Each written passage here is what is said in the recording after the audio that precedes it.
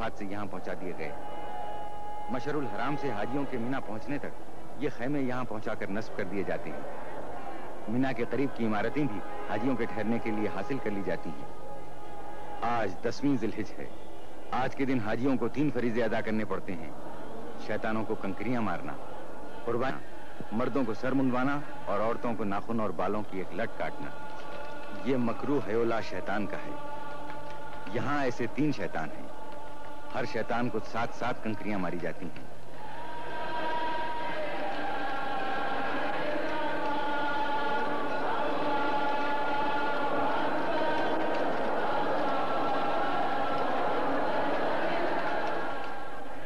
آج کی زیادہ تر کنکریاں سب سے پچھلے شیطان پر پڑتی ہیں۔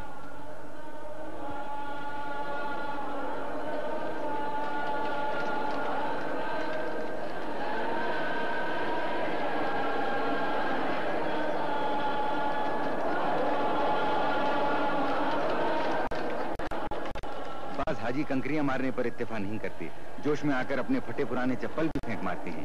یہ تینوں شیطان جمرات کہلاتے ہیں اور کنکریاں مارنے کو رمی جمرات کہتے ہیں۔ یہ تینوں شیطان پتھر اور گچ کے 3 ستون ہیں جن پر کنکریاں ماری جاتی ہیں۔ یہ دیواروں کے احاطے میں ہیں۔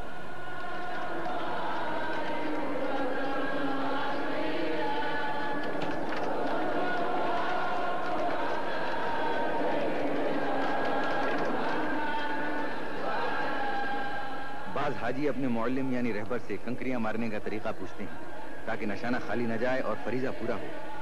بعض اپنی کنکریاں بار بار گنتے ہیں تاکہ اطمینان ہو جائے کہ تعداد سے زیادہ یا کم تو نہیں ہے۔ کنکریاں مارنے کا وقت 3 دن تک ہے، مگر سب حاجی ایک ہی دن میں یہ فرض ادا کر لینا چاہتے ہیں اور بڑے جوش میں ہوتے ہیں، لیکن اتنے آدمی ایک ہی دن میں یہ کام ختم نہیں کر سکتے۔ یہ سلسلہ 3 دن تک جاری رہتا ہے۔ اس لیے بعض حاجی پیدل چلنے کو بہتر سمجھتے ہیں، کیونکہ پیدل آدمی آسانی سے راستہ نکال سکتا ہے۔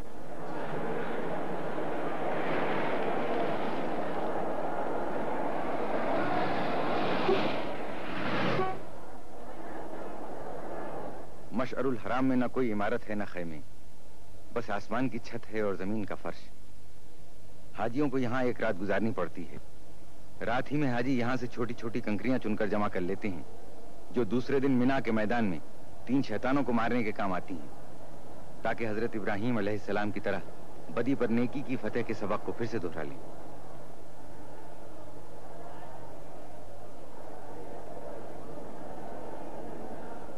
تھوڑے سے حاجی راستوں کی بھیڑ سے بچنے کے لیے عرفات ہی میں ٹھہر گئے ہیں۔ اکثر زبان کے اختلاف کی وجہ سے تھوڑی سی دقت بھی ہوتی ہے، لیکن مکے اور مج لیتے ہیں۔ جن کی زبان نہیں سمجھی جاتی یا جو عربی نہیں بول سکتے، انہیں کچھ زیادہ ہی قیمت دینا پڑتی ہے۔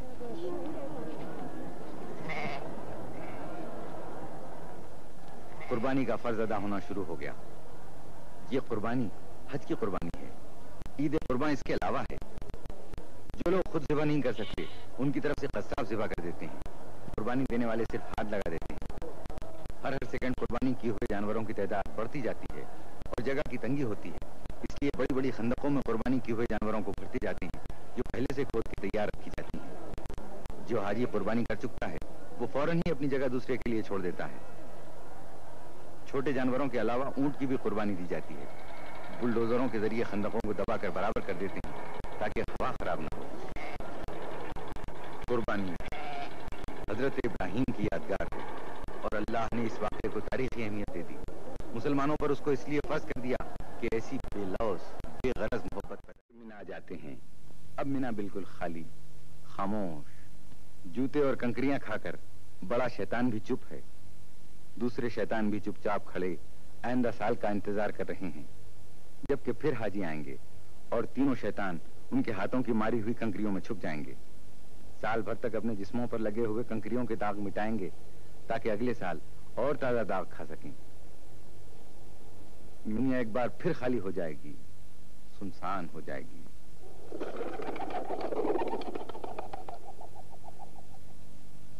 یہ کبوتر بھی کسی زندہ مقام کی طرف اڑ کر جا رہے ہیں۔ گھر خالی، کام کرنے کی مشینیں جیسے مردہ، مساجد چپ، شاید کبھی اتفاقاً کسی راہگیر کے قدموں کی آواز سنائی دے، یا پاس سے گزر کر دور ہوتی ہوئی موٹر کے انجن کی صدا سے یہ گہری اور مستقل خاموشیاں لمحہ بھر کے لیے ٹوٹ جائیں، ورنہ اب سال بھر تک یہ خاموشی سلام علیک ودا کا رب العلا سلام علیک دیار جان فضا رحمت فشاں سے جاتے ہیں، چلے ہیں اس طرح گویا جہاں سے جاتے ہیں، جبین شوق لیے آستاں پہ آئے تھے، جبین شوق لیے آستاں سے جاتے ہیں، یا شفیع الورا سلام علیک، یا نبی الہدا سلام علیک، انکا مقصدی و ملجائی انکا مدعا سلام علیک، یا شفیع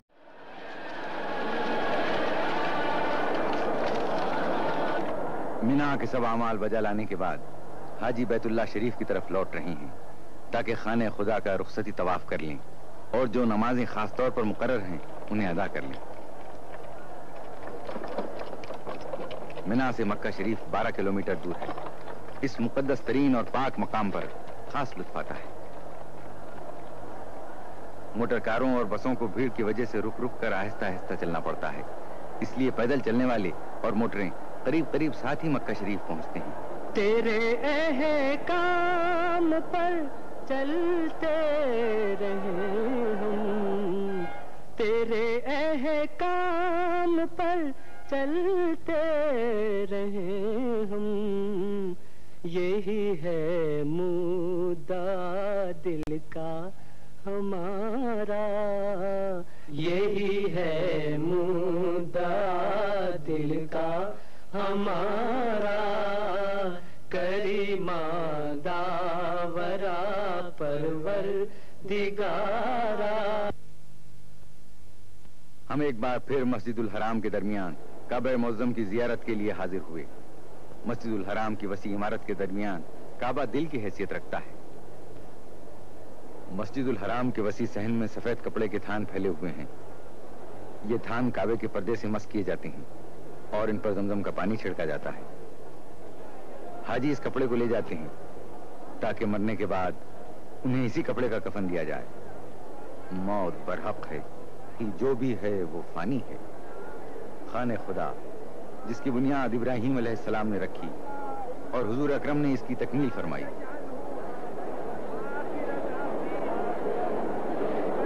کہ آسانی سے آگے بڑھنا مشکل ہوتا ہے۔ سفر کی رفتار بہت سست رہتی ہے۔ بہت ممکن ہے کہ حاجیوں کا آخری دستہ آدھی رات کے بعد مکہ پہنچ سکے۔ یہ ایمان کا جوش، یہ حج کا شوق 1400 سال سے جاری ہے۔ اس میں کوئی کمی نہیں ہوتی بلکہ زیادتی ہی ہوتی جاتی ہے۔ ایک حالت اور ایک خیال دل میں لیے ہوئے، اللہ اکبر اللہ اکبر لا الہ الا اللہ اللہ اکبر۔ اے خدا تو عظیم ہے، تو واحد ہے، تو بڑا ہے۔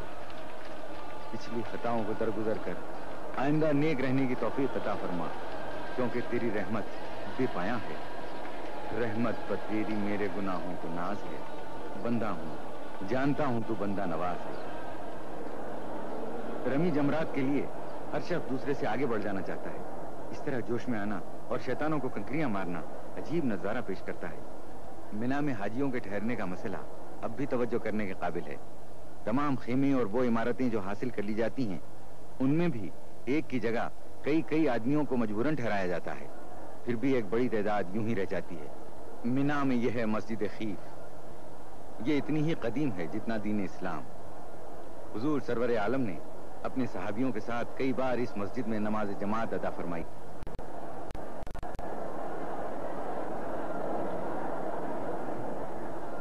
रमी जमरात, कुर्बानी और सर मुंडवाना, जब ये तीनों काम जाते हैं तो अब हाजी कहलाने का मुस्तहिक हो जाता है। हज के बाकी अमाल में सिर्फ इतना और बाकी रह जाता है कि मिना से रवानगी से पहले दोबारा रमी जमरात करे, फिर मक्का वापस जाकर काबे के गिर्द 7 बार तवाफ करे और सफा और मरवा के दरमियान सही करे। मुबारक तुमको तकमीले रसूमे अव्वली करना, मुबालनी करना। दिया शौक़े ज़ियारत सबको तौफ़ीक़े ज़ियारत दे।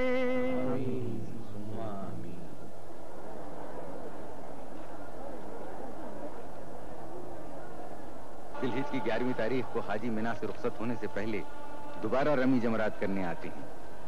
आज तीनों सुतूनों पर 7-7 कंकरियां मारना वाजिब है, इस तरतीब से कि पिछले शैतान पर, फिर पहले पर,